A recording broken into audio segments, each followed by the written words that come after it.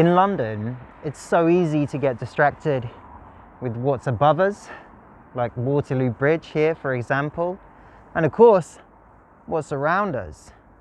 But a lot of people forget what's underneath us.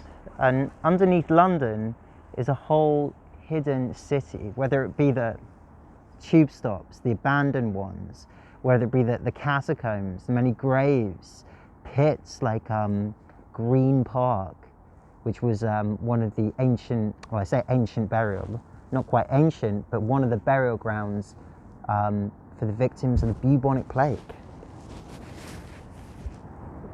And there used to be, and still is in some respects, a series of hidden rivers and passageways under London, under Somerset House, for example. You've got the dead rooms where they have tombstones, and we're right by Somerset House now on the embankment. But it just goes to show, guys, you never know what you might find when you start looking under, not to mention all the incredible Roman history that can be found, such as the London Mithraeum, right in the heart of the city of London,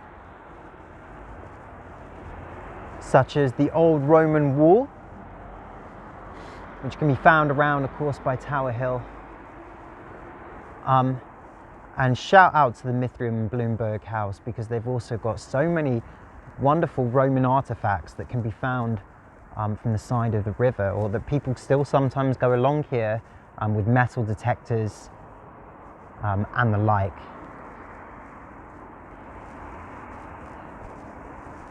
Of course, it is a shame when we start to think about how many artifacts have maybe been destroyed, about how many things have been kind of trolled over with the creation of the London Underground lines,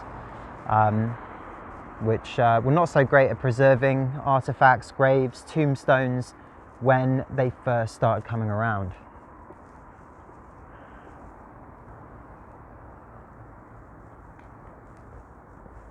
'70s were the first lines, and earlier I mentioned Green Park being one of the great pits for victims of the bubonic plague, the Black Death as the thing was nicknamed.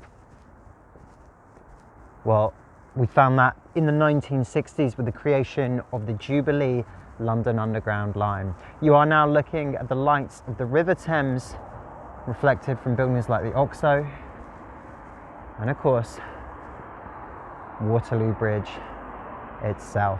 We'll be back with more exploration, more videos, more fun with Wonders of London. See you then.